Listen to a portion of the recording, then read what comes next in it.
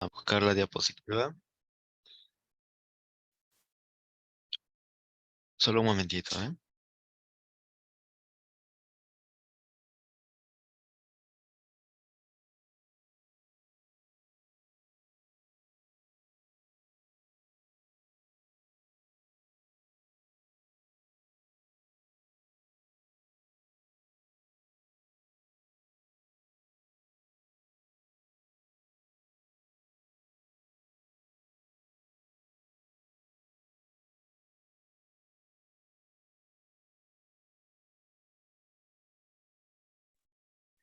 Ok, ya estamos listos entonces.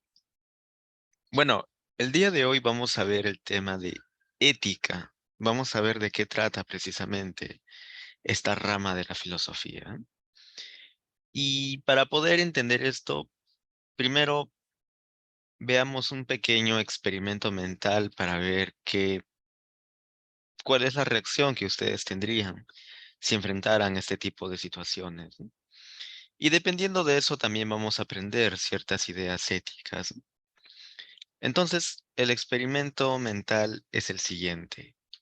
Se conoce en el ámbito filosófico como el dilema del tranvía. Imagina que tú estás caminando por algún lugar donde pasa un tren y sin pensarlo ves que así de manera muy inesperada ves que hay un tren que está pasando y tiene dos posibles carriles por los cuales ir. Pero resulta que ocurre lo siguiente. El tren va a avanzar de tal manera que en este primer carril hay 5 personas amarradas a los rieles. Y por el otro lado, en el carril de al costado, hay solamente una persona amarrada a los rieles. Ninguna de esas personas puede desatarse. Fueron puestas ahí por alguna persona con malas intenciones y no sabemos por qué están allí. Simplemente están allí puestos por alguna persona malvada. Y resulta que tú tienes la siguiente opción. Tú estás aquí y tienes una palanca enfrente de ti. Y estás completamente seguro de que esa palanca sirve para cambiar el camino por el que va a seguir el tren. Si tú no mueves la palanca, el tren va a seguir de frente de tal manera que le va a quitar la vida a estas 5 personas en este carril. Pero si tú accionas la palanca, si tú mueves esta palanca, el camino del tren va a cambiar y va a quitarle la vida solamente a una persona en lugar de 5. Esto en sencillo es el experimento mental del dilema del tranvía. Entonces la pregunta que se suele hacer es, ¿debería esta persona mover la palanca para que el tren solo le quite la vida a una persona y no a 5? Si estuvieras en esa situación, ¿tú moverías la palanca para salvar la mayor cantidad de vidas? ¿Qué responderían ustedes? A ver, les doy solamente unos segundos para que piensen mientras tomo agua. Profesor, voy a mover la palanca.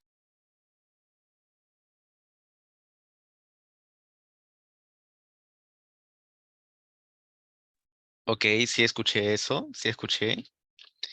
A ver, en un mensaje dicen también, ah, yo sí yo sí movería la palanca. Claro. Bueno, debo asumir que la mayoría de personas está de acuerdo con eso, ¿no? De hecho, cuando se les pregunta así a personas en la calle, se ha encontrado que la mayoría decide mover la palanca. Porque en en términos muy generales se podría decir que son más vidas, estaríamos salvando más vidas. Si podemos salvar 5 vidas en lugar de una sola vida, pues deberíamos hacer eso, ¿no? Ahora modifiquemos el escenario un poquito. Imaginemos que la persona que está aquí, este único individuo que está aquí, es una persona a quien tú aprecias muchísimo. Supongamos que es un familiar muy cercano a quien le tienes mucho afecto, ¿no? Y aquí son personas desconocidas para ti, son 5 personas desconocidas. La pregunta es, ¿seguirías manteniendo tu opción de mover la palanca para que muevas solo una persona?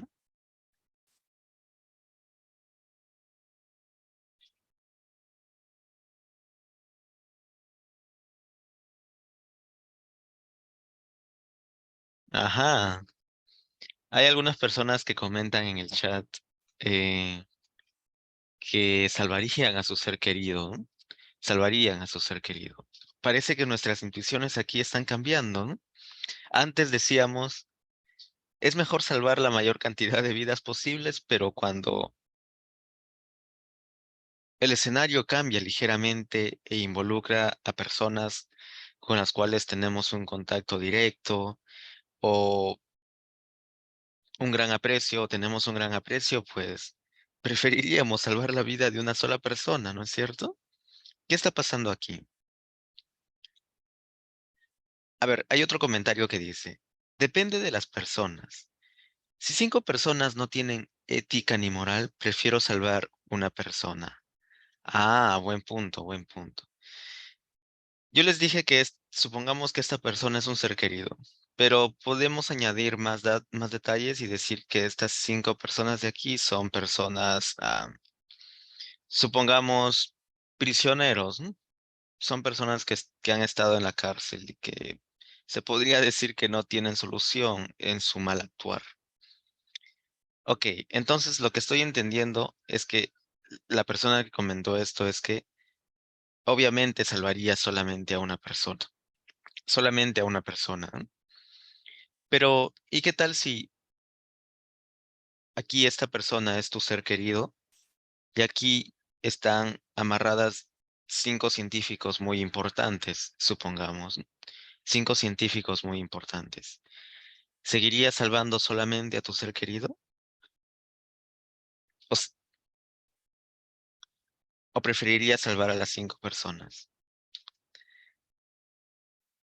Hay uno que dice que sí, preferiría salvar solamente a su ser querido, ¿no? Científicos hay un montón. Claro, claro que sí, es cierto eso, pero les dije que estos son científicos importantes. Supongamos que están involucrados en cuestiones para revertir el calentamiento global o problemas tan acuciantes por el estilo. Bueno,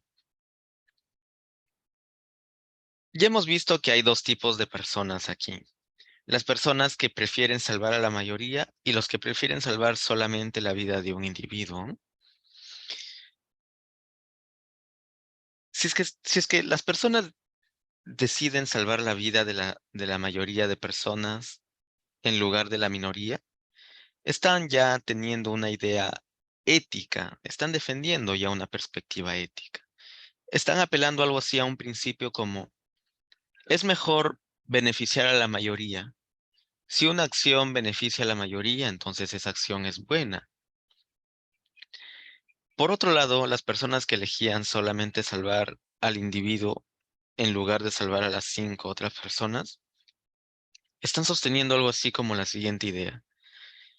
Es bueno respetar la vida de las personas. Las personas no deben ser tratadas como medios, sino como fines en sí mismos. El tren ya estaba dispuesto de tal manera que iba a matar a las 5 personas. ¿Por qué debería usar a esta persona de aquí como un medio para salvar a estas 5 personas? Las personas no son juguetes con las que no son medios, no son juguetes que podemos usar a nuestro antojo. Son simplemente seres que merecen respeto y cuidado. Este es un problema muy difícil. Es un problema muy difícil, de hecho. Y las personas suelen diferir muchísimo sobre este problema de aquí, ¿no?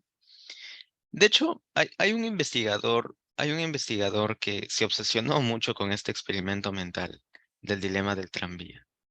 ¿Y saben qué hizo él? Lo que hizo fue recrear este experimento de aquí en la vida real. llevó a cabo este experimento en la vida real e hizo creer a las personas que estaban en esta situación de mover o no la palanca, les hizo creer que en realidad la vida de 5 y una persona estaban en juego. Y las reacciones de las personas son muy, muy interesantes, ¿no? Imagínate que esto sucediera en la realidad. O sea, lo que nosotros hemos hecho es simplemente imaginar. Pero, ¿cómo reaccionaríamos si esto sucediera en la vida real? Si en la vida real tendríamos que elegir entre salvar 5 o una sola vida. Y las reacciones de las personas dejan mucho que pensar, ¿no? Dejan mucho que pensar. Bueno, si es que están interesados en ver ese episodio que está libre en YouTube, pueden, les paso el link ahorita mismo, ¿no? Si es que están interesados para que lo copien y puedan verlo en algún momento, quizás hoy en la tarde. Ah, el video tiene subtítulos en castellano, así es que no hay ningún problema. No hay impedimento para que se pueda ver. Y el video es ese de allí, ¿no? Ok, entonces sigamos. Las respuestas que ustedes han dado involucran conceptos como lo bueno o lo malo. En el primer caso dijeron que es bueno salvar a la mayoría de personas en lugar de uno y que sería malo no hacer eso. Bueno, la disciplina filosófica que se encarga de estudiar precisamente lo bueno y lo malo es la ética, es la ética, o filosofía moral también se le conoce, filosofía de la moral. Porque la moral abarca el conjunto de las creencias sobre lo bueno y lo malo, lo correcto e incorrecto, lo justo e injusto. La ética proviene de la palabra griega ethos, que significa costumbre, que significa costumbre. Por eso se suele decir que una persona actúa éticamente bien o actúa bien cuando tiene buenas costumbres, cuando tiene un buen modo de vida. Y la definición de la ética es que estudia las acciones realizadas por los hombres a partir de la consideración de nociones como bueno y malo, correcto e incorrecto. Nosotros usamos estos conceptos en el día a día. Si vemos a un joven que ayuda a cruzar a una ancianita a la calle, podemos decir que esa acción es buena. Si vemos que le están robando a una persona inocente en la calle, vamos a decir que esa acción es algo mala, es injusta. La ética se encarga de hacer preguntas con respecto a este tipo de situaciones, ¿no? Se pregunta, ¿qué es realmente el bien? ¿Cómo podemos definir la justicia? ¿Qué normas morales, qué normas éticas podemos aplicar en nuestro día a día? ¿Qué justificaciones tenemos para tener estas creencias? ¿Lo bueno y lo malo depende de cada cultura? ¿O lo bueno y lo malo es algo objetivo que podemos encontrar en la realidad, ¿no? Porque las culturas difieren mucho sobre lo que consideran bueno o malo, ¿no es cierto? Mientras que en el Perú muchos pueblos tradicionales consideran que la corrida de toros es algo bueno, en muchos otros lugares del mundo se considera que es algo malo. ¿Qué está ocurriendo aquí? ¿Lo bueno y lo malo depende de la cultura? ¿O es realmente objetivo que la corrida de toros es algo malo o es algo bueno? Ese es un tema muy importante, ¿no es cierto? La felicidad también es un tema que se aborda en la ética, el acto moral, la norma moral y su diferencia con la norma ética, el concepto de persona moral, que lo vamos a ver hoy, y también vamos a ver algunos dilemas éticos. Lo que les presenté aquí es un dilema ético hipotético, es decir, es un dilema ético que no ocurre en la realidad. Difícilmente podríamos ver que personas enfrenten situaciones como estas diariamente. Es un dilema hipotético real. Y es un dilema ético hipotético o imaginario. En cambio, un dilema hipotético real involucra problemas ya que ocurren en la realidad, ¿no? Como por ejemplo temas como el aborto, la eutanasia, esta, esta capacidad de decidir si una persona puede terminar con su vida o no mediante métodos médicos. El derecho de los animales es un dilema ético también. ¿Realmente merecen derechos? debemos tratarlos con respeto o como se nos antoje, como se nos dé la gana. La ética del mejoramiento humano también es un tema importante. Es justo, por ejemplo, que en competiciones deportivas hayan personas que usen ciertos medicamentos para mejorar sus habilidades, mientras que otras no, etcétera, etcétera. A ver, había un micrófono prendido, creo. Ok. Entonces veamos ahora una breve historia de la ética, una breve historia de lo que los filósofos han pensado acerca de lo bueno y lo malo, de lo correcto e incorrecto, de lo justo e injusto. Bueno, quien es considerado el padre de la ética es Sócrates, porque se cuenta que Sócrates era un filósofo que iba por las calles de Grecia y le preguntaba a cualquier persona que pasaba, ¿qué es el bien? ¿Qué es la justicia? ¿Qué es la bondad? Y se ponía a discutir largas horas con esas personas. Se ponía a discutir ciertos conceptos sobre el bien y en gran medida rechazaba todos los conceptos que se le ofrecían. Él quería encontrar entonces una definición de lo que es el bien, ¿no? Creía que había una definición de lo que es el bien y quería encontrarlo. Él reflexionó mucho sobre la virtud, que la palabra griega para virtud es arete, ¿no? Él quería llevar a cabo una vida virtuosa y él creía que buscando en nuestro interior podemos encontrar lo que es el bien y así poder llevar a cabo una vida virtuosa, ¿no? De ahí viene la famosa frase de Sócrates, conócete a ti mismo, conócete a ti mismo. En tu interior habitan ya ciertas nociones, ciertos conceptos de bien que son los correctos y que tú mediante introspección tienes que encontrar, ¿no? Tienes que encontrar para poder vivir virtuosamente. Por esa razón, saber y virtud coinciden, porque la virtud es algo que tú puedes saber haciendo introspección, buscando en tu propia alma, ¿no? Buscando en tu propia alma. Además, Sócrates defendió lo que hoy en día se conoce como el intelectualismo ético o también intelectualismo moral. ¿Y qué nos dice esta teoría? Bueno, dice que quien conoce el bien, actuará con rectitud, actuará bien, mientras que quien ignora el bien, actuará mal. Quien ignora el bien, actuará mal. En otras palabras, el hombre solo actúa mal por ignorancia, pero si el hombre conociera qué es el bien, podría actuar bien. Esto se relaciona mucho con lo que famosamente Jesús dijo en la cruz, ¿no? Jesús dijo en la cruz, Padre, Dios mío, perdónalos porque no saben lo que hacen. O sea, no saben lo que hacen, no saben lo que es el bien, por eso están actuando mal. Pero si los humanos hubieran sabido lo que es el bien, habrían actuado bien.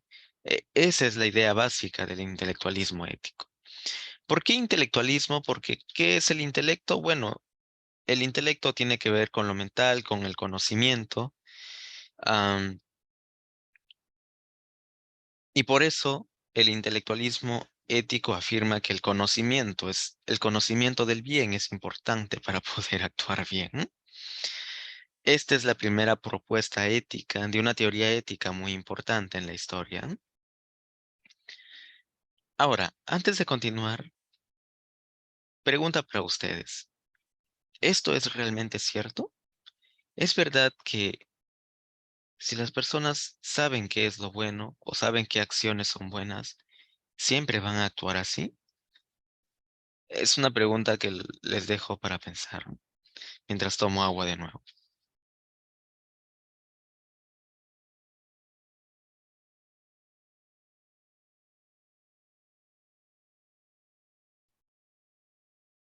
Bueno, ayer en las clases presenciales hice esa pregunta, ¿no? Si las personas saben qué es lo bueno, ¿siempre van a actuar bien? Y lo que respondió la mayoría es que no, no es cierto. No es cierto. Muchas personas saben qué acciones son buenas y aún así actúan muy mal, ¿no? Por ejemplo, aquí en clase, ¿se podría decir que todas las personas saben que las infidelidades son algo malo? Claro que sí, de manera muy general, las infidelidades son... Ser infiel es algo malo, es una acción mala, ¿no es cierto?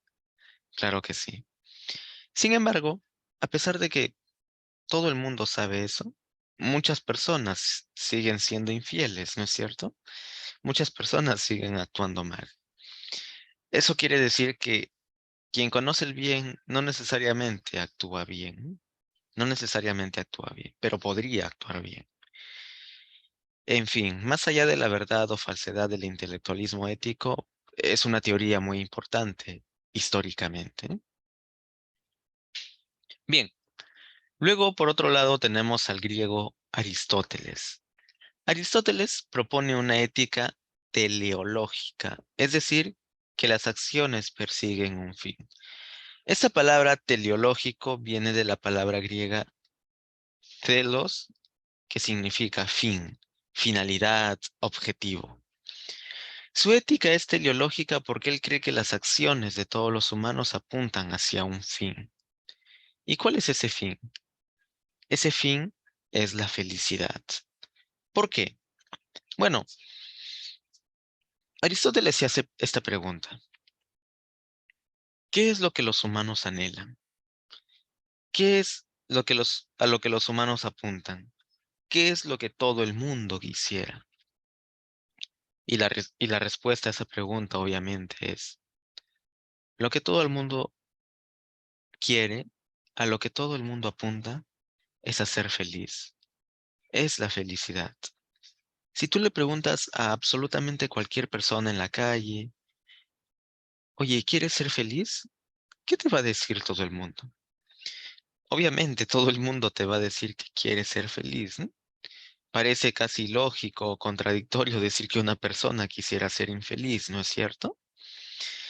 Eso es lo que significa que su ética sea teleológica, que las acciones humanas persiguen un fin, un celos en griego, ¿no? Por esa razón, él defiende una ética eudemonista. Eudemonista es una palabra griega cuya raíz significa felicidad, precisamente. Felicidad. Ya que plantea que el fin supremo de la vida es la felicidad. Esa es la ética eudemonista, ¿no? Que está basada en esta perspectiva teleológica, en esta perspectiva teleológica. A ver, hay una buena pregunta que dice, profe, pero no existe la felicidad permanente. De hecho, Aristóteles se dio cuenta de eso. Él decía, muchas personas consideran que la felicidad se trata simplemente de momentos, ¿no? Pero Aristóteles estaba en desacuerdo con eso. Él decía que la felicidad, como bien señalas en este comentario, no existe la felicidad permanente. Entonces, ¿qué es la felicidad después de todo? En términos temporales. Lo que decía Aristóteles es que la felicidad es algo así como la suma de lo que te ocurre en toda una vida. La suma de lo que te ocurre en toda una vida. Uno tiene que constantemente llevar a cabo ciertas acciones para poder, en términos generales de toda una vida, haber llevado una buena vida, una vida feliz. Y él pone este ejemplo muy interesante de aquí, que está basada en un hecho real. Dice, ¿no? Y precisamente voy a responder esta última pregunta que dice. Entonces, ¿debes esperar toda tu vida para determinar si fuiste feliz o no? Y la respuesta para Aristóteles es que sí. Y él propone o él presenta este hecho histórico, ¿no? Se cuenta que hace muchos años atrás, hace 2000 años atrás, había un emperador, y normalmente él decretaba leyes y se podría decir que de manera general tenía una vida feliz porque tenía una familia muy unida, tenía dinero y tenía poder. ¿M? Podríamos decir que tenía una vida feliz. Pero ¿qué ocurrió? Su vida terminó de manera muy trágica, chicos. La vida de este emperador terminó de la siguiente manera. El imperio que él tenía fue conquistado, y mataron a muchos ciudadanos, a muchas personas de su imperio. Pero no solo eso, También los conquistadores le quitaron la vida a sus hijos y a su esposa. Le quitaron la vida a sus hijos y a su esposa. Los mataron a su hijo y a su esposa enfrente de él. Él atestiguó los asesinatos de sus hijos y su esposa. Y al final lo botaron del imperio, lo desterraron. Pregunta, la vida de ese emperador, que terminó muy, muy mal, nadie quisiera pasar por eso. ¿La vida de ese emperador fue feliz? Cuando murió, ¿podríamos decir que tuvo una vida feliz? Y la respuesta que dice Aristóteles es que obviamente no. La vida de ese emperador no fue feliz. Tuvo momentos de deleite, claro que sí, pero en términos generales, si hacemos un balance, lo malo que le ocurrió en su vida es tan trágico que opaca lo bueno que ocurrió en su vida. Por esa razón su vida no fue feliz, porque perdió todo lo que tenía, perdió a su familia querida. La felicidad se dictamina entonces como la suma de lo bueno y lo malo que te ha ocurrido en la vida. No solamente se trata de momentos, como muy bien señalaste, la felicidad no es permanente, es algo por lo que constantemente se lucha. Se lucha por una vida feliz, una vida plena, o al menos una vida tranquila, ¿no es cierto? La famosa frase, la famosa frase que usaba Aristóteles y que quedó para la inmortalidad es esta. Una gaviota no hace el verano.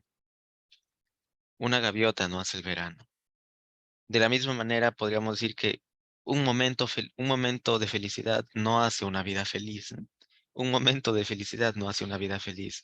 Se trata de constantemente luchar por eso. Entonces, recapitulando y respondiendo ahora a la pregunta con esto que les he dicho, la pregunta era, ¿debes esperar toda tu vida para determinar si eres feliz o no? Y la respuesta es que según Aristóteles, sí. Y eso es algo muy intuitivo, ¿no es cierto? Porque por más que nos pasen cosas buenas en nuestra juventud, por ejemplo, podríamos terminar siendo muy infelices de adultos o cuando estemos en el periodo de senectud. Y debido a eso podríamos decir que quizás nuestra vida no fue tan feliz, ¿no es cierto? Pero imagínate la vida de una persona que siguió sus sueños, que tuvo una familia, que tuvo dinero para poder vivir al menos dignamente, que pudo conocer personas y buenos amigos, y al final falleció tranquilo. Pregunta, ¿su vida fue feliz? Intuitivamente podríamos decir que sí, ¿no es cierto? Allí está la respuesta entonces. La felicidad no solamente se trata de momentos, es algo así como la suma de todo lo que te ha ocurrido en la vida. Esa es la respuesta entonces, ¿no? ¿Quedó claro? A ver, hay otros comentarios que dicen. Entonces depende de nosotros si construimos una vida feliz mediante nuestras acciones. Eso en gran medida es verdad, ¿no es cierto? Las decisiones que tomamos nos llevan a tener momentos agradables o desagradables. Profe, también en ese tiempo la vida era más sencilla. Ahora la felicidad puede depender del entorno. Bueno, es verdad. No, de hecho Aristóteles no creía que la vida era muy sencilla. En su tiempo también habían problemas, ¿no? Habían ciertas crisis. De hecho, después de Aristóteles, empezó la decadencia de Grecia. Empezó la decadencia. Había crisis política, económica, social y etcétera. Aristóteles era un filósofo muy sabio y muy humano, y él decía lo siguiente: la felicidad depende de nuestras acciones, claro que sí, pero también depende de la suerte, chicos. Hay muchas cosas que van a condicionar nuestra felicidad y que depende de la suerte o del entorno, no depende de nosotros. Por ejemplo, ¿quién la tiene más fácil para ser feliz? ¿Una persona que nace en una buena familia unida o una persona que nace en una familia donde hay muchísimos problemas? Una familia, supongamos, separada y que tiene problemas económicos. ¿Quién tiene mayor facilidad o mayor accesibilidad para una vida feliz? ¿Mm?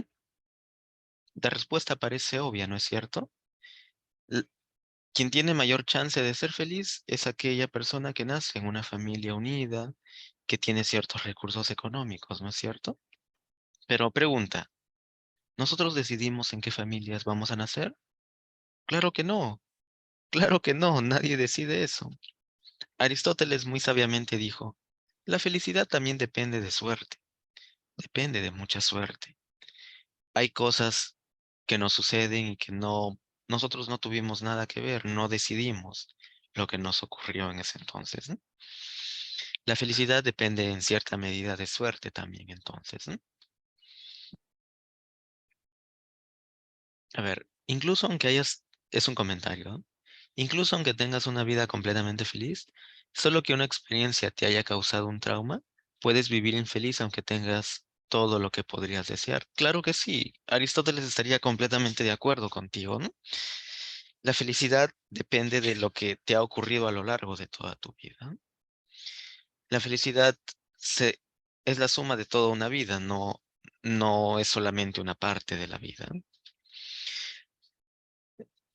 Pero Aristóteles dijo, ¿cómo alcanzar la felicidad entonces? Si hay factores de suerte y etcétera. ¿Cómo alcanzar la felicidad? Y para eso nos dio una teoría, la teoría del justo medio. Pero antes de ver eso, terminemos con esta idea sencilla de aquí. Él sostiene también que la felicidad superior se logra a través de la vida contemplativa, o sea, a través de la actitud filosófica, a través de la reflexión. Si nosotros actuamos bien en la vida, actuamos con mesura, y vivimos reflexionando acerca de la vida y de nuestras acciones, vamos a poder ser felices o al menos tener una vida tranquila como mínimo, ¿no? Bien, entonces, ¿qué propuesta dio Aristóteles para decir que podríamos tener una vida feliz, ¿no? Lo que propuso es la teoría del justo medio, que en términos muy sencillos dice, para poder tener una vida feliz o al menos una vida como mínimamente tranquila, en la vida debes actuar con mesura, con equilibrio.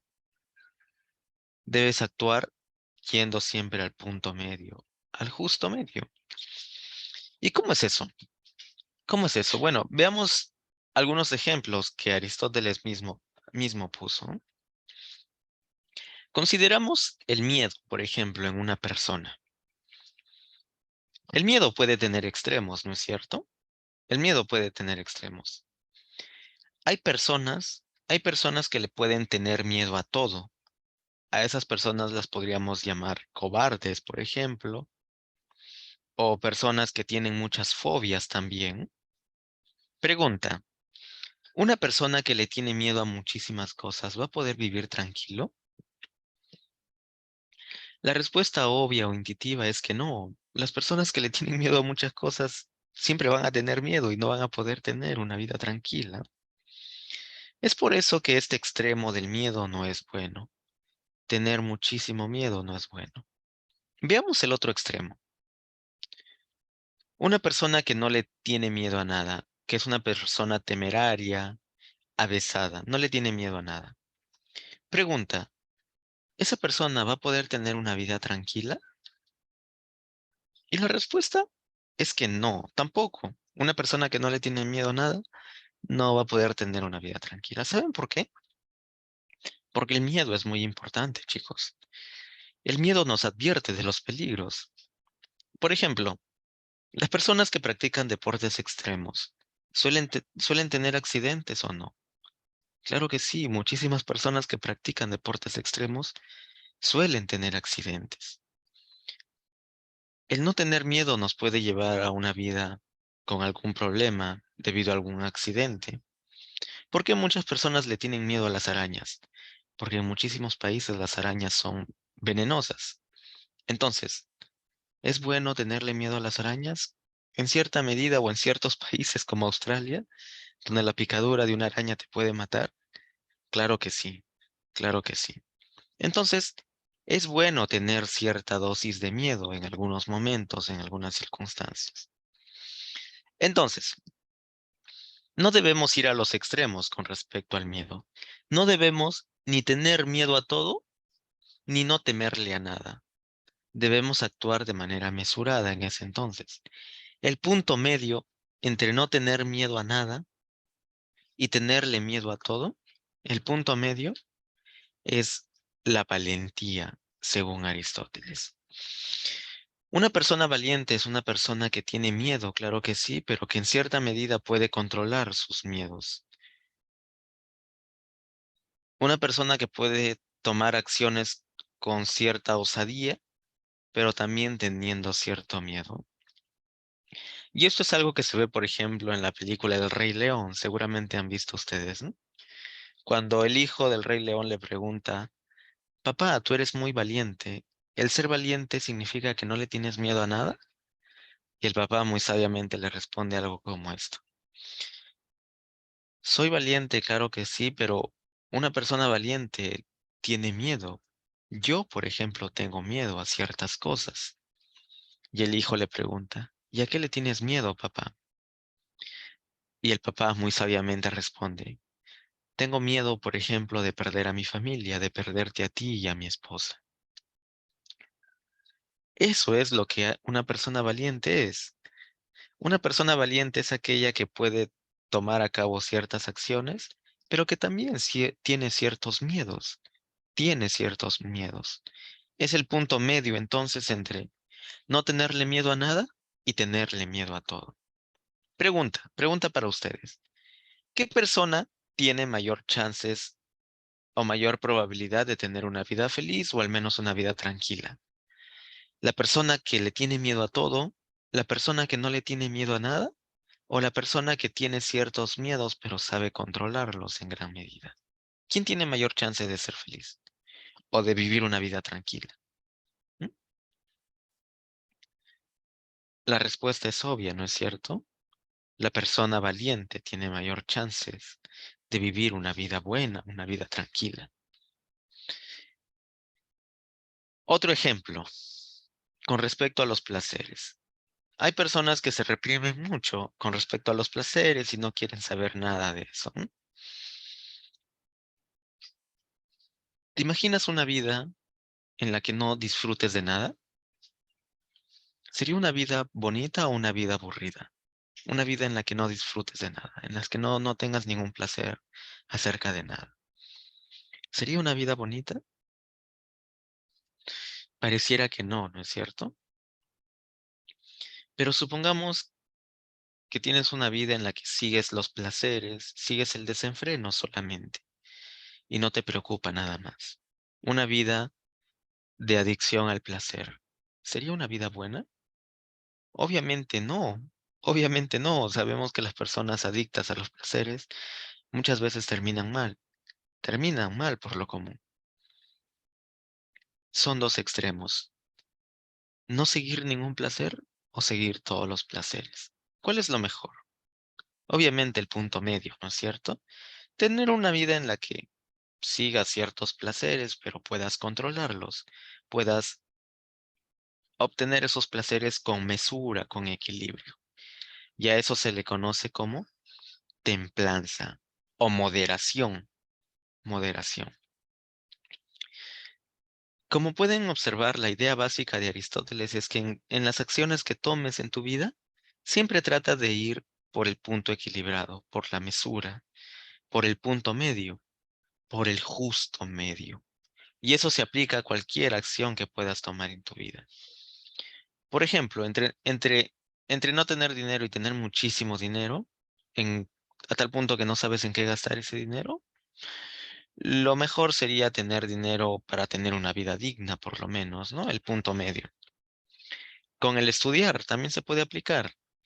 Entre no estudiar nada, y estudiar de manera muy excesiva a tal punto que pierdas tu salud física y tu salud mental, ¿cuál es lo correcto para tener una vida buena? Bueno, estudiar de manera moderada, estudiar las horas adecuadas, comprometerse bien, pero a tal punto que no pierdas tu salud física ni tu salud mental, ¿no es cierto? Ese es el punto medio entonces. ¿Eh? ¿Quiénes tienen mayor chance de vivir una vida plena? Los que actúan siguiendo el punto medio, el justo medio. Entonces, respondiendo a esto de aquí, El fin supremo de la vida es la felicidad. Le preguntaríamos a Aristóteles, ¿y cómo alcanzar la vida feliz? Bueno, ya sabemos que la felicidad se trata de toda una vida. Y lo que diría Aristóteles es que la felicidad se podría obtener aplicando el justo medio a lo largo de toda nuestra vida. Quien aplica el justo medio a lo largo de toda su vida va a tener mayor chance de obtener una vida feliz, ¿no? Bien, ¿quedó claro hasta aquí, chicos? ¿Todo claro? ¿Alguna duda? Todo bien, ¿no es cierto? Antes de continuar. ¿Todo bien? Ya, perfecto. Luego, en la etapa de la filosofía medieval encontramos a Agustín de Hipona o San Agustín.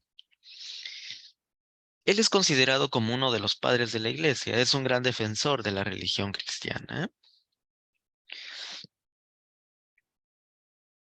Un problema clásico al que se enfrentaron los padres de la iglesia es este de aquí, ¿no?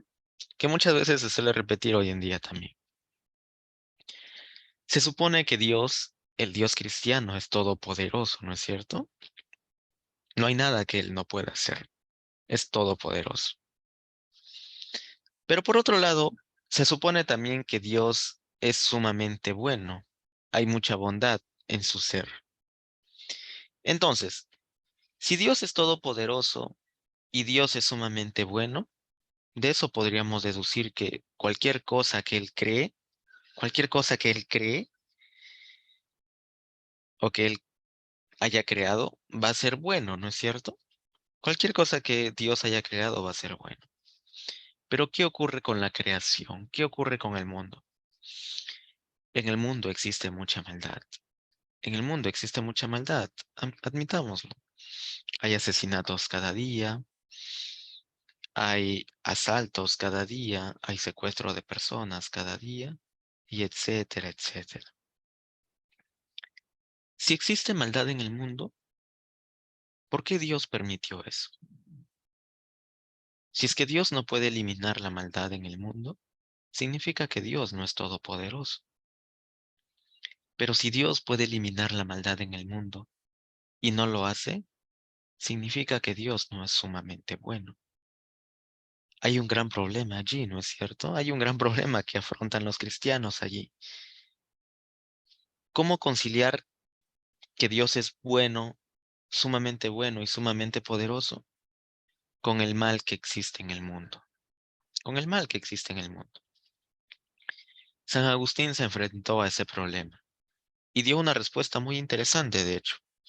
La respuesta que dio San Agustín es: Dios creó al hombre con libre albedrío, o sea, con esta capacidad de elegir, con esta capacidad de tomar sus propias decisiones, la capacidad de elegir entre el bien y el mal. Entonces, si Dios creó al hombre con esta capacidad de libre albedrío, el hombre posee libertad. Y si es así, entonces es responsable de sus acciones. Dios no ha creado la maldad en el mundo. Dios creó al hombre con libertad y el hombre, haciendo mal uso de su libertad, toma acciones malas. Y por esa razón existe la maldad en el mundo. Dios no es el culpable es el hombre, en otras palabras, ¿no? Esa es la respuesta ingeniosa que dio San Agustín de Hipona. Dios no creó el mal en el mundo, el responsable es el hombre. Por esa razón, considera que el bien supremo es Dios y todos los demás bienes proceden de él. El bien supremo es Dios y el hombre, para que pueda ser feliz, para que pueda llegar al bien, debe tomar, debe hacer buen uso de su libertad y en buen uso de su libertad acercarse a Dios, ¿no? Acercarse a Dios. Eso es básicamente lo que dice Agustín de Hipona. Bien, muchos años después, ya en la modernidad, tenemos al filósofo Immanuel Kant, que es muy importante, ¿no? Su ética se conoce también como deontologismo, lo voy a apuntar acá. Deontologismo, que viene de la palabra griega deon, que significa deber. Deber en el sentido de obligación, no de deber dinero o algo así. Deon significa deber. Ahora, Kant defendió una ética autónoma y universal. ¿Qué quiere decir esto? Immanuel Kant era una persona que daba mucho énfasis a la razón, a la racionalidad. Y él decía algo así, ¿no? Si yo le digo a cualquier agente racional, 2 más 2 es igual a 4, ¿qué va a decir cualquier persona que sea racional? Bueno, obviamente va a decir que 2 más 2 es igual a 4, es algo verdadero. No importa el lugar, no importa la circunstancia. 2 igual es verdadero, 2 más 2 es igual a 4 es verdadero, y fue verdadero desde los inicios del universo y hasta que termine el universo. ¿Mm? Incluso aunque no haya universo, 2 más 2 va a seguir siendo igual a 4. Es lo que aceptaría cualquier persona racional. Este tipo de aceptación racional es algo que Kant quiere aplicar a la ética. Decía algo así como lo siguiente: yo voy a encontrar normas universales que van a ser tan obviamente verdaderas para cualquier persona racional. Cualquier persona racional va a aceptar lo que yo estoy diciendo aquí, ¿no? En su libro La crítica de la razón pura y la crítica de la razón práctica.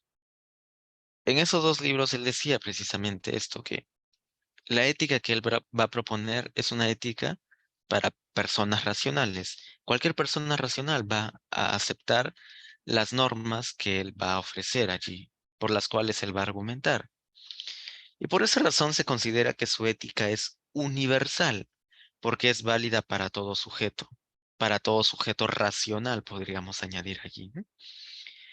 Y es una moral autónoma porque está basada en el deber, porque los sujetos morales, los sujetos racionales son autónomos y toman sus propias decisiones, ¿no es cierto?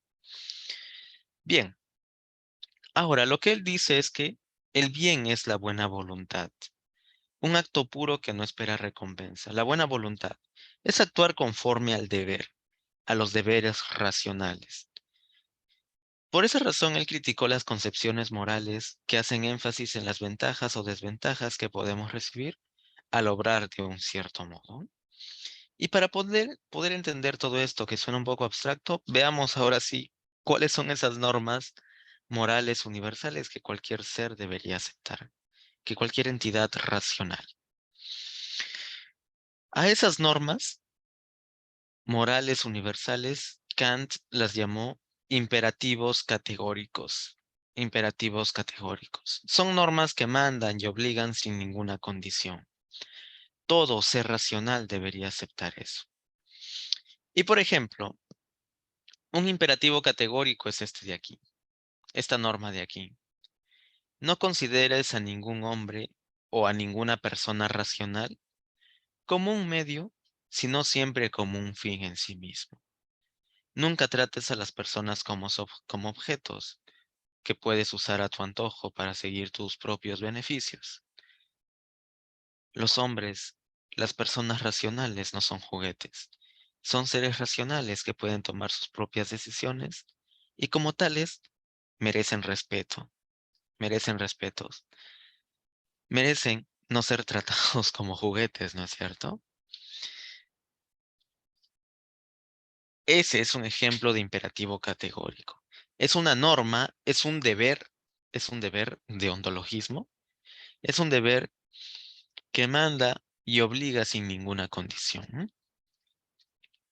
Cualquier persona racional aceptaría esto de aquí. Las personas no deben ser tratadas como juguetes, no deben ser tratadas como medios, sino como fines en sí mismos. Merecen respeto por ser personas, ¿no? Ese es un ejemplo de imperativo categórico. Es un deber que cualquier entidad racional aceptaría sin condiciones, ¿no? Sin condiciones. Y la forma que tienen los imperativos categóricos es: debes hacer A porque debes hacer A. Nada más justifica, ¿no? Otra formulación del imperativo categórico es: actúa como crees que deberían actuar todos los demás, todas las demás personas, ¿no?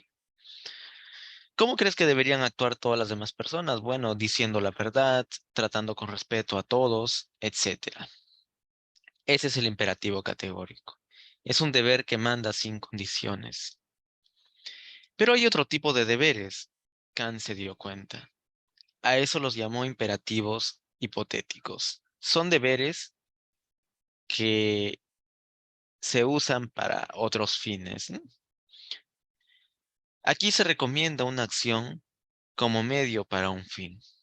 Si quieres A, haz B.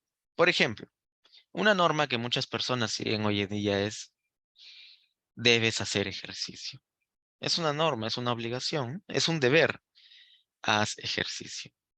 ¿Pero hacen ejercicio simplemente por el ejercicio? No. Hacen ejercicio porque quieren obtener otra cosa. Por ejemplo, salud o una buena figura física, ¿no es cierto? Ese deber entonces es un imperativo hipotético. Es un deber condicionado. Es muy diferente el otro deber el otro deber o imperativo categórico, ¿no? No consideres a ninguna persona como un medio, sino siempre como un fin en sí mismo. Allí no está diciendo que debes seguir esta norma para lograr otra cosa. Simplemente dice: debes hacer esto y punto. No te da condiciones ni nada. En el imperativo categórico te da condiciones. Haz ejercicio. ¿Por qué o para qué? Bueno, para tener una vida saludable o al menos tener una figura física en forma, ¿no es cierto? Y esto, chicos, en sencillo es la ética kantiana, ¿eh? Es una ética racionalista, es una ética que está basada en normas que cualquier entidad racional aceptaría. Está basada entonces en los imperativos categóricos, ¿no? Bien, ¿ninguna duda hasta aquí? ¿Todo claro? Antes de continuar y tomar agua.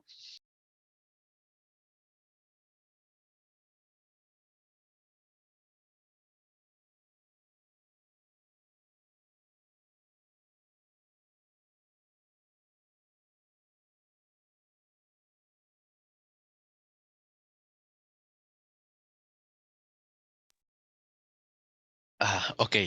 Ok, entonces continuemos. Todo claro. Estupendo.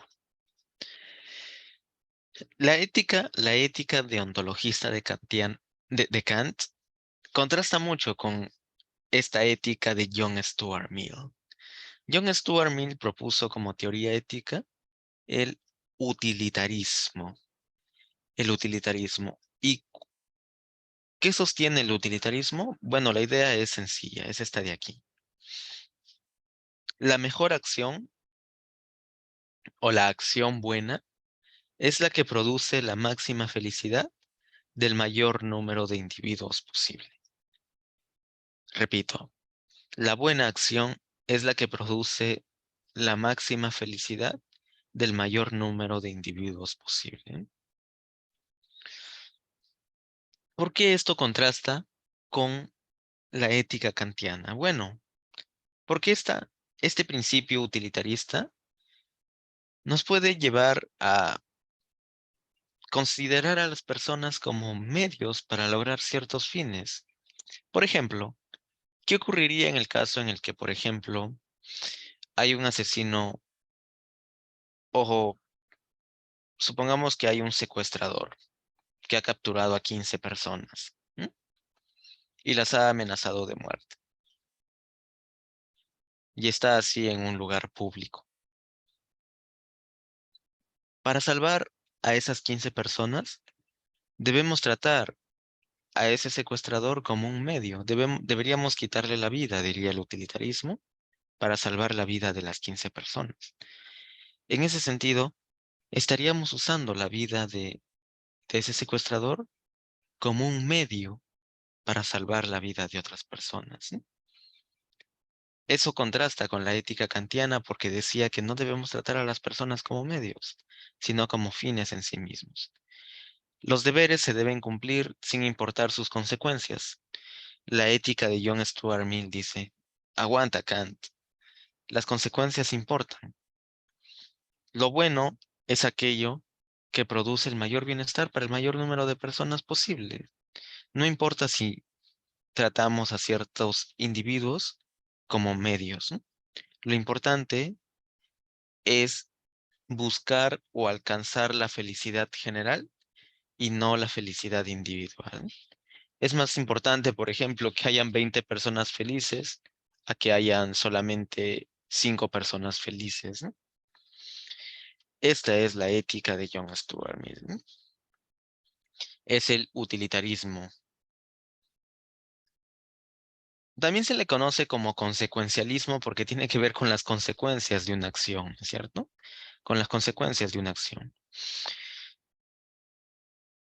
En cierta medida, muchas personas actúan de manera utilitarista, ¿no? En la pandemia, por ejemplo, de lo que se trataba en la pandemia es de salvar la mayor cantidad de vidas posible.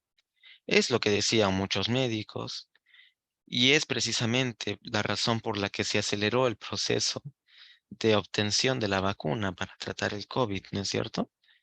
El utilitarismo entonces es algo que muchísimas personas siguen hoy en día. Finalmente tenemos la ética de George Edward Moore. George Edward Moore es un filósofo británico del siglo pasado. Mire, a lo largo de la clase de hoy hemos visto que John Stuart Mill define el bien de una manera, Kant define el bien de una manera completamente diferente, Agustín de Hipona en su perspectiva religiosa define el bien de una manera diferente, Aristóteles también desde otra perspectiva y Sócrates define el bien desde otra perspectiva muy diferente. Nosotros podríamos preguntarnos, ¿y cuál es la correcta definición de bien? ¿El bien se puede definir después de todo? George Edward Moore, siendo ya un filósofo muy reciente, ¿no?, del siglo pasado, se dio cuenta de este hecho histórico, ¿no? Y dijo algo así como lo siguiente. ¿Y qué tal si el bien no se puede definir? Si el bien es un concepto que no se puede definir, es un concepto simple que no puede ser analizado en partes, ¿no? No se puede descomponer. Y él ponía este ejemplo. Pregunta para ustedes. ¿Ustedes pueden definir el color amarillo? ¿Pueden definir el color amarillo? Si es así, ¿qué palabras usarían? ¿Podrían definir el color amarillo y explicarle ese concepto, esa definición a una persona que es ciega de nacimiento? ¿Podrían hacer eso? La respuesta obvia es que no. El color amarillo no se puede definir. El color amarillo es un concepto simple, necesitas verlo para poder saber qué es el color amarillo. No se puede descomponer, no se le puede explicar a una persona que sea ciega de nacimiento qué es el color amarillo. De la misma manera, decía George Edward Moore, el bien es un concepto que no se puede definir, que necesitamos captarlo simplemente. No se puede descomponer en partes, no se puede dar una definición de bien. El bien entonces es un en términos racionales. Por esa razón es un concepto simple, no puede ser descompuesto, no puede ser analizado. El único acercamiento al concepto de bien se da a través de una intuición, así como una corazonada. Una corazonada, ¿no? Una intuición es aquello que tú dices sin pensarlo mucho. Y les pongo un ejemplo para llegar al punto de Moore. Supongamos que estás en la calle y ves que le están robando a una ancianita inocente, le están quitando su monedero y ella se siente muy mal por eso. Pregunta, ¿esa acción es buena o es mala? ¿Mm?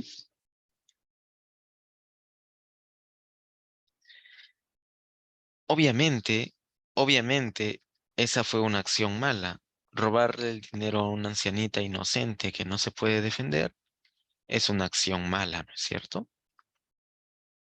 ¿Fue necesario saber qué es el bien o qué es el mal para poder saber que esa fue una acción mala? Claro que no, nosotros no sabemos qué es el bien, después de todo, no podemos definirlo, pero podemos decir con cierta seguridad qué acciones son buenas y qué acciones son malas.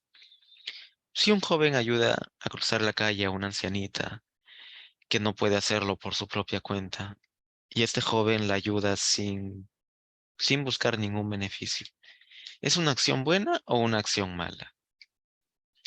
Todo el mundo diría que es una acción buena, ¿no es cierto? Sabemos qué acciones son buenas a pesar de que no podemos definir lo que es el bien. Por esa razón, el bien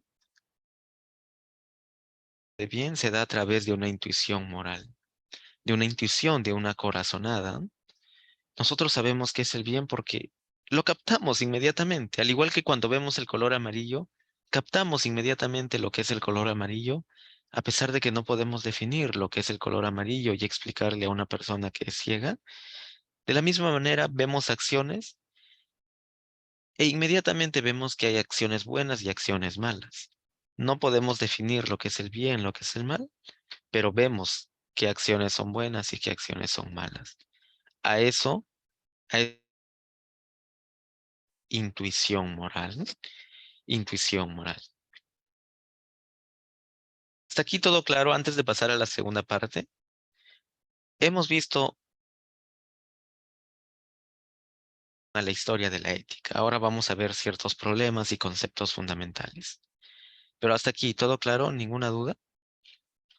Sí, todo bien, ¿no es cierto? Ok. Entonces pasemos a la siguiente diapositiva. Un momento.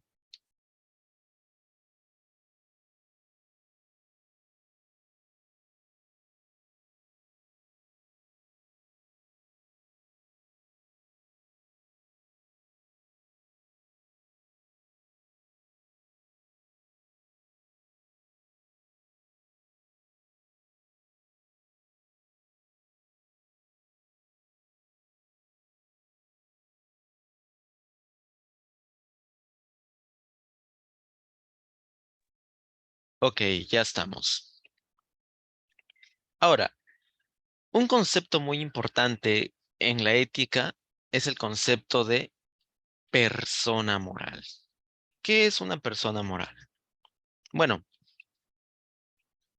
una persona moral es aquella que puede ser calificada como buena o mala, como aquella que buenas o malas, ¿no? Pregunta, ¿perrito que muerde a un niño puede ser tratada, puede decirse que el perrito es malo? ¿O un bebé que golpea a otro bebé de casualidad jugando? ¿Podríamos decir que ese bebé hizo algo malo? ¿El bebé fue malo? La respuesta obvia es que no. En esos casos no podríamos decir que el perrito fue malo o que el bebé fue malo. Y vamos a ver por qué ocurre esto. Para que una persona sea considerada como buena o mala, debe tener ciertas características, que son estas de aquí. Debe tener conciencia moral, o sea, la capacidad de distinguir las acciones buenas de las malas. ¿Un bebé puede hacer eso? ¿Un bebé de un añito tiene conciencia moral? No, por esa razón no puede ser tratada como buena o mala. ¿Un perrito tiene conciencia moral? Tampoco. Por esa razón, un perrito no puede ser tratado como bueno o malo. Es por esa razón que cuando un perro muerde a un niñito, por ejemplo, ¿a quién se le culpa? ¿Al perrito o al dueño? Obviamente que se le culpa al dueño del perrito, porque el dueño es quien tiene conciencia moral, quien tiene la capacidad de distinguir las acciones buenas de las malas, ¿no? Otro elemento que se debe cumplir es de la libertad moral. Es cuando el sujeto decide y actúa de manera autónoma, sin estar determinado por algún agente externo. Por ejemplo, supongamos que yo estoy saliendo de mi casa y hay Un delincuente que me apunta con una pistola en la cabeza y me dice, Julio, quítale el monedero a la señora de la esquina, o si no, ahorita mismo te disparo en la cabeza. Y yo, que valoro muchísimo mi vida, hago caso, porque no quiero morir, y le quito el monedero a la señora de la esquina. Pregunta, ¿yo fui una persona mala? ¿Puede decirse que lo que yo hice fue algo malo? La respuesta es que no, porque yo no tuve libertad para hacer eso. Yo no lo decidí por mi propia cuenta. Me obligaron a hacerlo. Yo no tenía otra opción porque yo valoro mi vida, no quería morir. Pero supongamos un caso muy similar. Yo salgo de mi casa y le quito el monedero a la señora. Nadie me obligó. No hubo ningún delincuente que me obligara a hacer eso. En este último caso, ¿yo sería una persona mala? Obviamente, tú me obligó a hacer eso. Por esa moral, ¿no? Que hizo algo malo. Las personas morales que hacen algo malo se les conoce como inmorales, ¿no? Como personas inmorales. Y finalmente, la última condición es la responsabilidad moral. Es la capacidad de asumir las consecuencias de los propios actos, ¿no? Responsabilidad moral. Ahora, la diferencia entre persona inmoral y amoral. Una persona amoral es aquella que carece de conciencia o libertad. No es responsable de sus acciones. O sea, si una persona moral tiene estas tres condiciones, una persona amoral carece de una, de dos o de todas ellas, ¿no? De los ejemplos que les puse, ¿quiénes serían individuos amorales? Bueno, un bebé es un individuo amoral porque no tiene conciencia moral. Un perrito es un individuo o un sujeto amoral porque no tiene conciencia moral. Esa es la idea, ¿no? Y una persona inmoral es aquella que tiene conciencia y libertad moral y aún así transgrede las normas morales. Personas inmorales son, por ejemplo, los políticos corruptos, que nadie les obliga a tomar ciertas decisiones, saben distinguir entre lo que es bueno y malo y aún así actúan mal. Muchos delincuentes saben que lo que hacen es algo malo, nadie los obliga a hacerlo, pero aún así lo hacen. Son personas inmorales entonces, ¿no? Personas inmorales. ¿Quedó claro hasta este punto la distinción? Si hay alguna duda, no duden en plantearla, ¿eh? Todo bien hasta ahora, ¿eh? Antes de terminar con el último subtema. Todo bien, ¿no es cierto?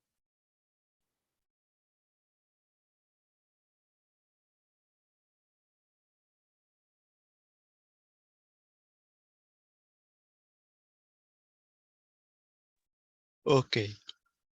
Entonces, ahora veamos los dilemas éticos. ¿Qué es un dilema primero?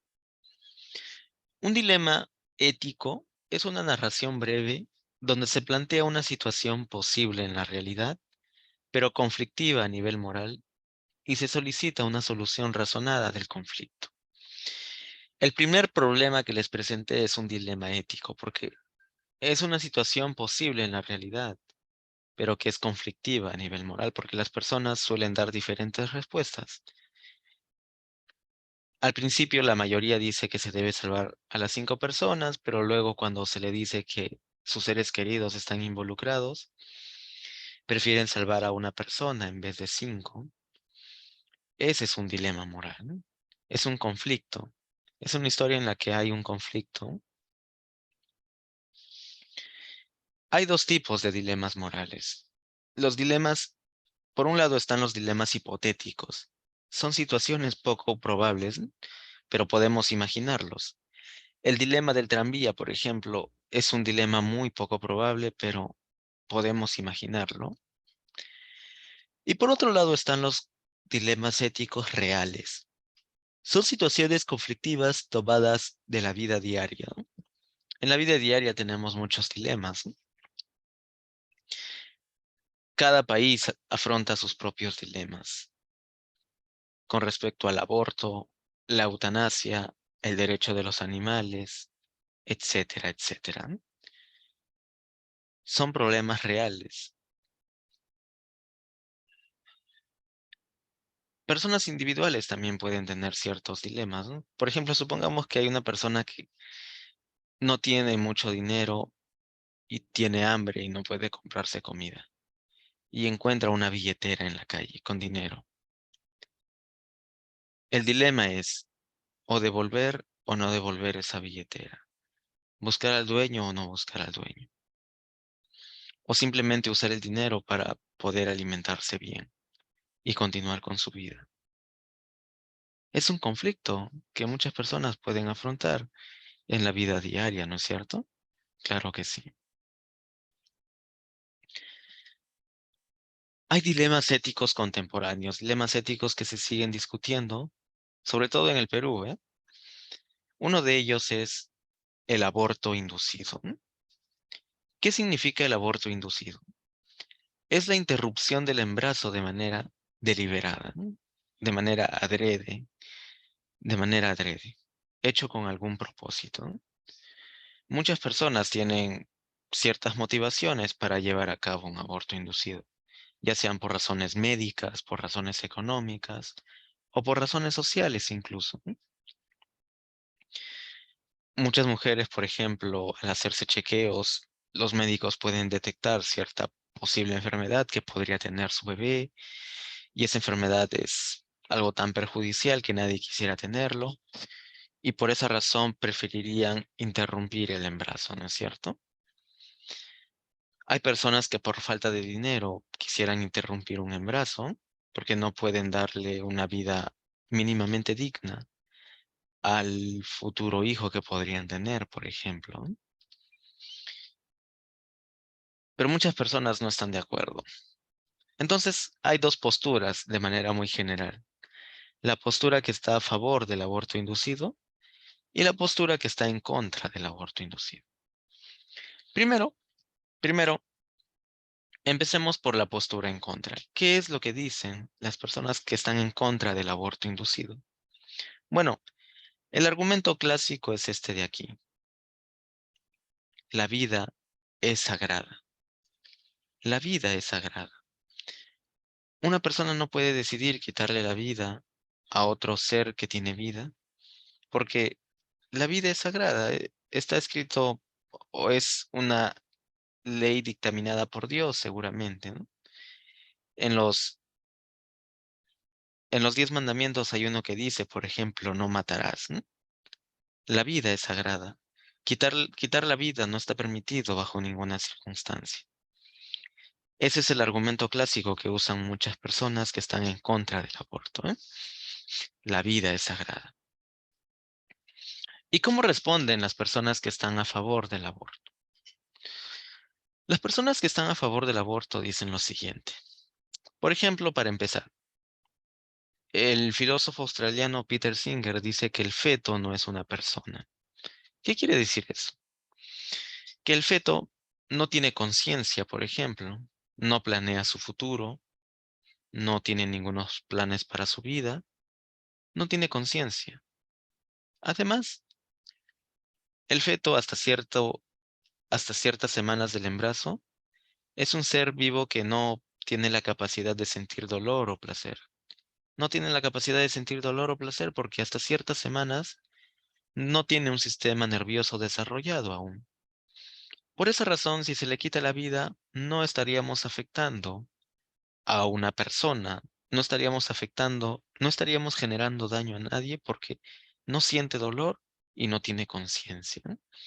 Ese es el argumento clásico de Peter Singer. Y otro argumento que se suele decir o que se suele usar en este debate para estar a favor es que los individuos pueden elegir, sobre todo las mujeres que quedan embarazadas y por alguna razón no quieren mantener el embarazo, Ah, son personas, son seres que tienen conciencia, ah, que pueden razonar, que pueden tomar sus propias decisiones. ¿Por qué el Estado, por qué la religión debería impedir tomar decisiones sobre cuestiones tan importantes que solo involucran a los individuos, ¿no? Los individuos pueden elegir y no debe haber ningún factor externo que impida tomar ciertas decisiones sobre su vida y sobre su cuerpo también, ¿no? Estos son los argumentos clásicos tanto a favor como en contra del aborto inducido. Y es un problema muy acuciante en el Perú y en general en Latinoamérica, ¿no? En muchos países se argumenta también, estando a favor, que uno de los argumentos clásicos, por ejemplo, en Argentina, es que hay razones médicas muy importantes para aprobar el aborto, para que el aborto sea legal. Y es que las personas que practican el aborto de manera clandestina generalmente mueren, no tienen un buen tratamiento, pueden morir, tienen mucha probabilidad de morir, pero debemos preservar la vida de esas personas. Entonces, por razones médicas, el aborto debería ser legal. El aborto debería ser legal porque se estarían salvando muchísimas vidas también, porque más allá de que el aborto sea legal o no, las personas van a seguir practicándolas. Si no es legal en su país, lo van a practicar de manera clandestina. Pero si es legal, van a poder acudir a un médico capacitado que pueda hacer eso sin involucrar la salud la persona que va a hacer el aborto, ¿no es cierto? Ese es un argumento muy importante también que se ha aplicado en Argentina para aprobar el aborto legal, ¿no? Bien, otro problema ético contemporáneo, otro dilema, es el dilema de la eutanasia. A ver, hay un comentario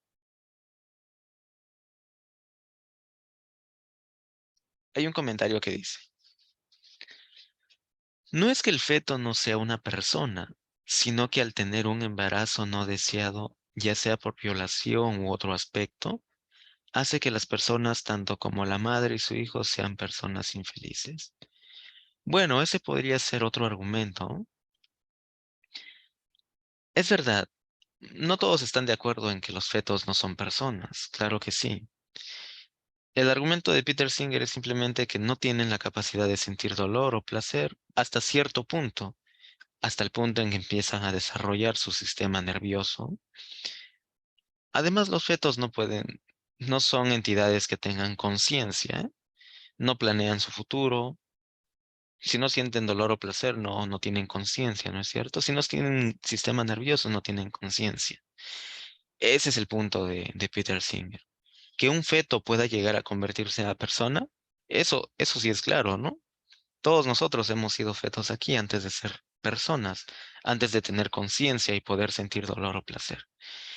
Pero a los inicios del embarazo nadie es una persona porque nadie puede sentir dolor o placer porque no tiene sistema nervioso y tampoco tiene conciencia. Ese es el punto para aclarar un poco. Y con respecto al otro del embarazo no deseado y la infelicidad que pueda generar, eso es completamente cierto. Sobre todo en países latinoamericanos donde el abuso hacia las mujeres es realmente alarmante, realmente preocupante, ¿no? Las autoridades políticas deberían tomar en cuenta eso. Por ejemplo, en el Perú, hasta donde sé, no hay una norma que diga que si eres víctima de una violación y quedas embarazada, no tienes la potestad de decidir si terminar ese embarazo o no, ¿no? Y hay casos famosos, ¿no? En los que, por ejemplo, en ciertos hospitales, y estas son noticias muy recientes, ¿no? A niñas de 14 años se les obliga a mantener el embarazo a pesar de que hayan sufrido de abuso y hayan quedado embarazadas precisamente por ese abuso. Parece que algo no está tan, parece que no hay algo muy justo allí, ¿no? En ese tipo de situaciones, ¿no? Pero en fin, son problemas que pueden llevarnos a discutir horas y horas, ¿no? Son problemas muy importantes y que ojalá se halle algún justo medio, como diría Aristóteles, ¿no? En fin, por otro lado tenemos el problema de la eutanasia. La eutanasia es el acto médico que causa la muerte a un paciente por petición de este o de sus familiares, ¿no? Eutanasia es una palabra cuya raíz es buena muerte. Eu significa bueno y tanasia viene de thanatos, que significa muerte, ¿no? La buena muerte. Personas que sufren de enfermedades muy severas, que les causa mucho sufrimiento y no hay ninguna cura. En muchos países piden la eutanasia para terminar su sufrimiento, ¿no? Un médico viene y les inyecta una sustancia que les quita la vida de manera tranquila, ¿no? Sin dolor. ¿Eso es algo bueno o es algo malo? De nuevo, hay posturas tanto a favor como en contra, ¿no? Empecemos por la postura en contra. Muchas personas suelen decir que la eutanasia es algo malo porque el derecho fundamental es la vida. El derecho fundamental es la vida. Nadie puede renunciar a ese derecho. Y el sujeto no puede atentar contra su propia vida. Eso va en contra del derecho fundamental de la vida, ¿no? La vi- otro argumento que tiene que ver mucho también con el anterior es que la vida es sagrada.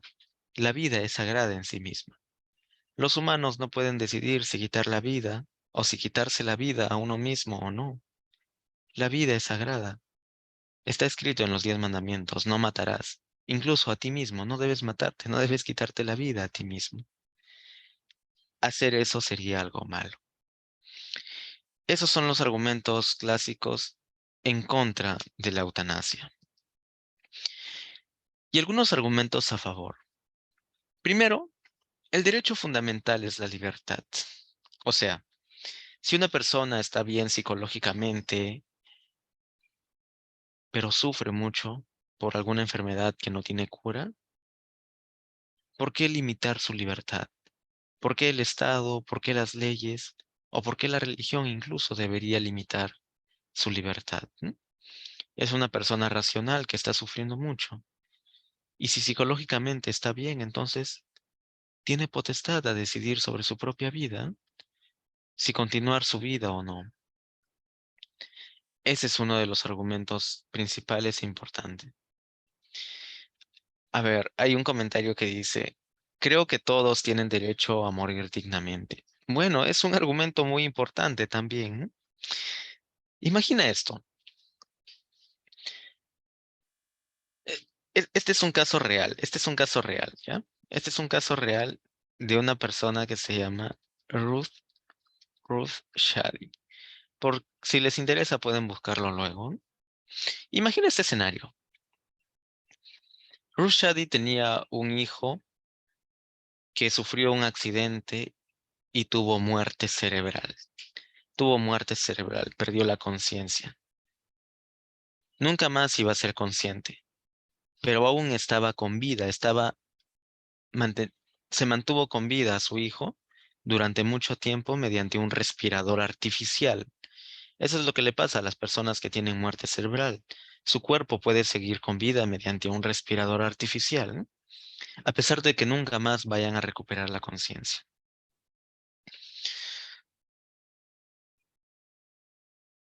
Rushdie se dio cuenta de la situación de su hijo y no quería que pase eso.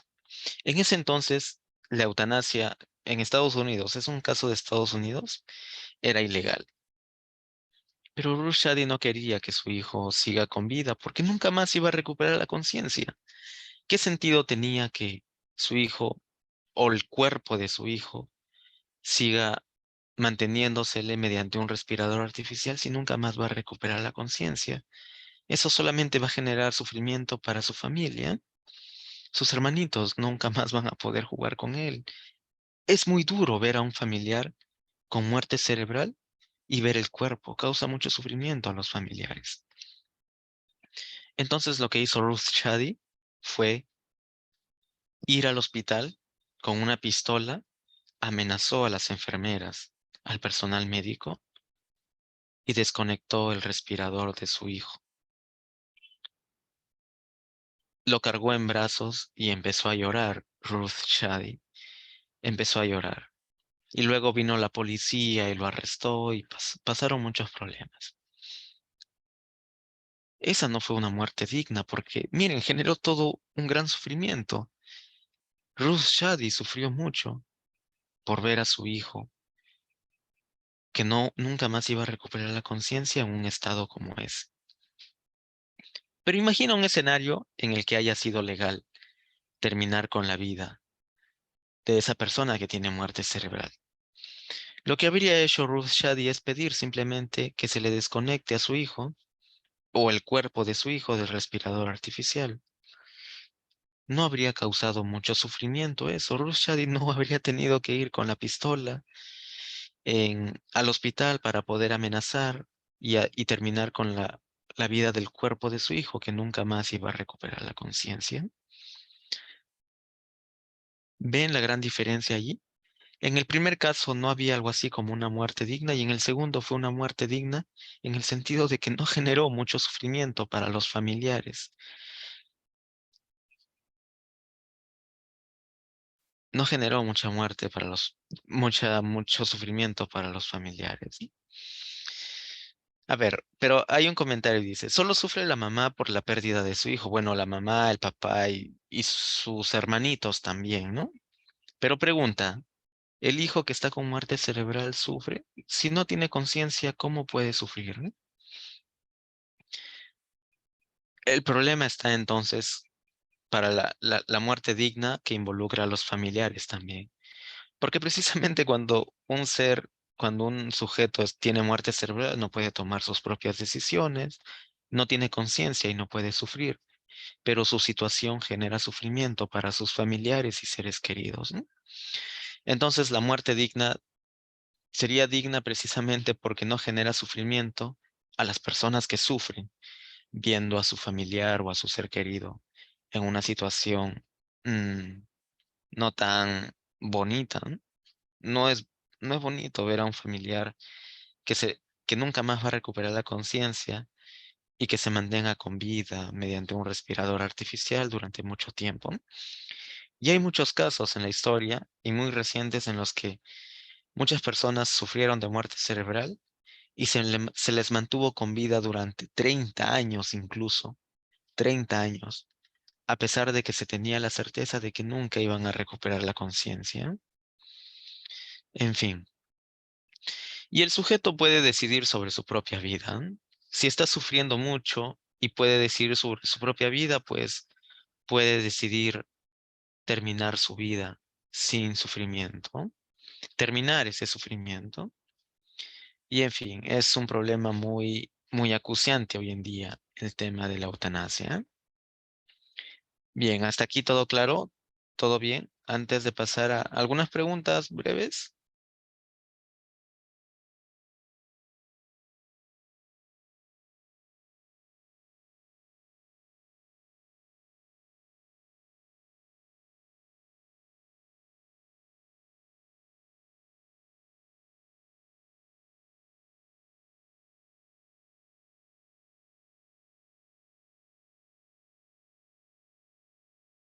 Ok, gracias por responder. Bien, tenemos 10 minutos, ¿no es cierto? Así es que vamos a responder a las preguntas de aquí. A ver, déjeme compartir la pantalla.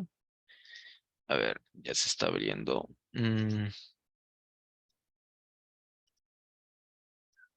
Ya, perfecto. Voy a cambiar el color para que puedan ver mejor, ¿eh?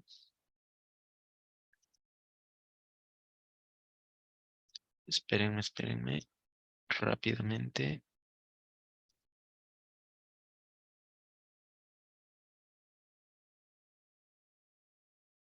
A ver, veamos hasta dónde llegamos. Ya está, ahora sí. Pregunta uno. Del resto de los animales, ninguno es feliz como el hombre, porque no participa en modo alguno de la contemplación. Por tanto, hasta donde alcanza la contemplación, también lo hará la felicidad. Y en quienes se da la contemplación en mayor medida, también se dará el ser feliz. Aristóteles. ¿Eh? A partir de la cita se puede afirmar que para Aristóteles la felicidad.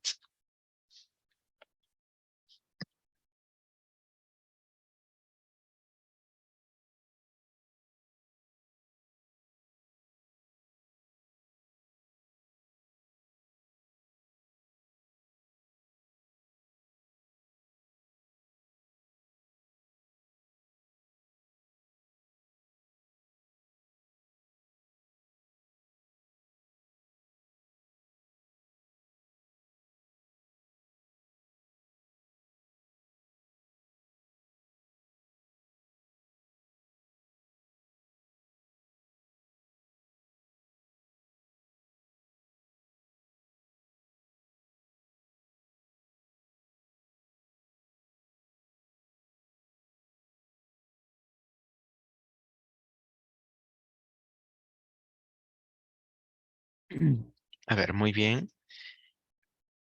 Exacto, la respuesta es esta de aquí. Implica la reflexión constante acerca de la realidad. ¿Sí? Estupendo, porque es lo que estuvo en la diapositiva también, ¿no? Una vida feliz también implica una vida reflexiva y es lo que les dije en algún momento. Pregunta 2.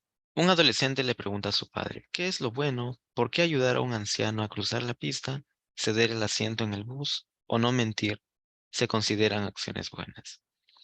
Ante esto, su padre no sabe cómo responder, simplemente le dice, es algo que solo se reconoce al primer golpe de vista. Podríamos decir que es algo que de lo que tienes una corazonada, ¿no? De acuerdo con Moore, el padre no puede definir qué es el bien, porque,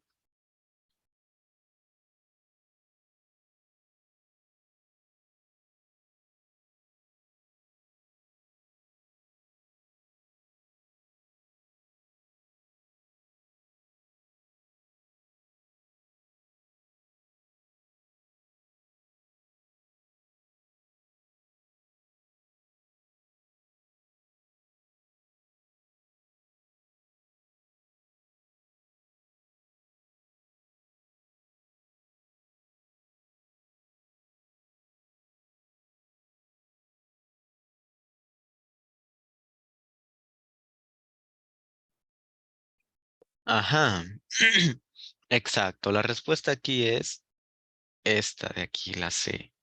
Este solo se puede intuir moralmente. Recordemos que George Edward Moore hablaba de la intuición moral, que el bien, al igual que el color amarillo, no se pueden definir, es algo que se intuye, ¿no? Siguiente pregunta. Según Alejandra, su decisión de comulgar en una iglesia tuvo como fundamento la convicción de que solamente una vida dedicada a seguir las enseñanzas de Dios es una vida plena para el ser humano. Para ella se debe seguir la voluntad de Dios, aunque nos parezca incomprensible, pues Él tiene un plan para nosotros y todos los bienes provienen de Él. La perspectiva de Alejandra coincide en lo fundamental con la... Ajá,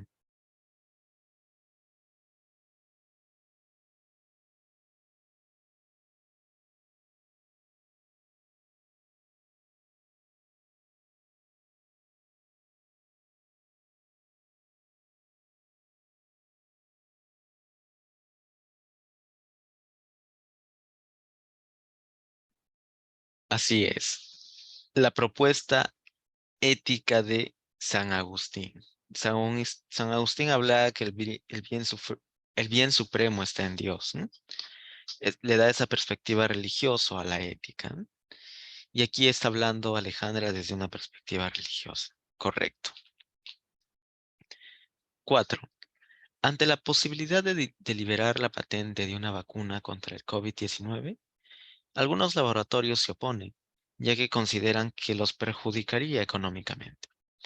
Por el contrario, un grupo de personas sostienen que esta medida es buena, pues permitiría producirlas en más lugares a menor costo, lo cual beneficiaría a un gran número de individuos a nivel mundial, ¿no? Un gran número de individuos. Ahí está la clave. De acuerdo con la ética utilitarista, la propuesta de liberar las patentes es, a ver, ¿qué dicen?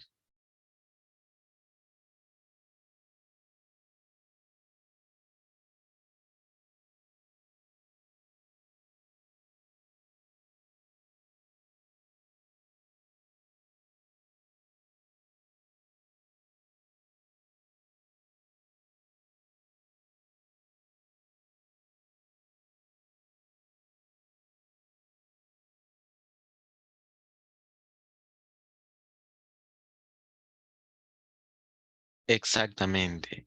La respuesta aquí es la D. Es correcta porque se busca el beneficio de la mayoría. Eso es lo que dice precisamente el utilitarismo, ¿eh? Que una acción es buena cuando tiene como consecuencia el mayor bienestar para el mayor número de personas posible. 5.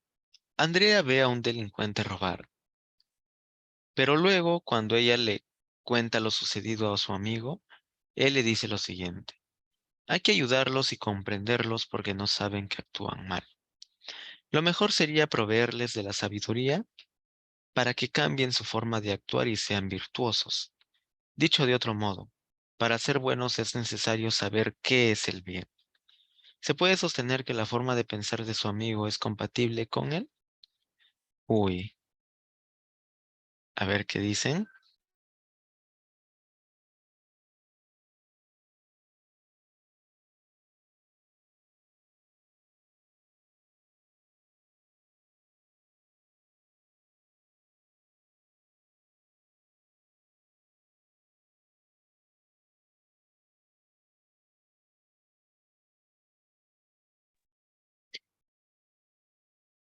Así es. La respuesta aquí es el intelectualismo ético de Sócrates, porque está hablando de que una persona podría actuar bien cuando conoce el bien y actúa mal cuando no sabe qué es el bien. No es el principio de utilidad de Mill porque ya lo vimos en la anterior pregunta. Habla de la bondad en términos de consecuencias, del mayor bienestar para el mayor número de personas. El justo medio señalado por Aristóteles, esto es incorrecto porque aquí habla de una vida feliz, aplicando la mesura, el equilibrio en nuestras acciones. Y el imperativo categórico de Kant tampoco es porque este habla más de deberes antes del conocimiento. Bien, ahora la pregunta 6. Juliana es una profesora de ética que, para fomentar la crítica contra la corrupción, les dice a sus estudiantes: roba pero hace obra es una frase popular en el Perú, pero ¿es realmente conveniente seguirla? Cuando un gobernante roba millones, ¿eso se debe permitir? Creo que debemos proponer principios morales universales. Ahí está la clave, que nadie, ni siquiera un alcalde, pueda quebrantar. ¿Se puede deducir que de la afirmación que la profesora coincide con? A ver, ¿qué dice?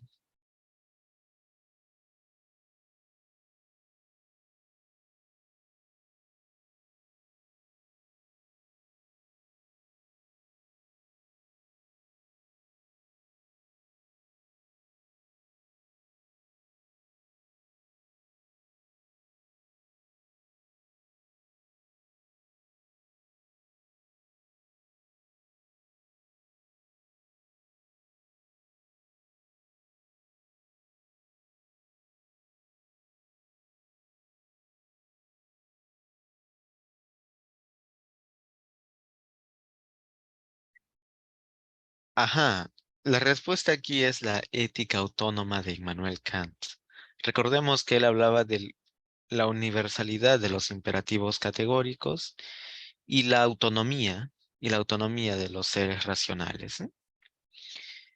Bien, chicos, estamos justo a la hora. Si tienen alguna duda o alguna consulta, no duden en hacerlo, en presentarla en la siguiente clase y nos vemos, ¿eh? A seguir estudiando y chao, chao, cuídense.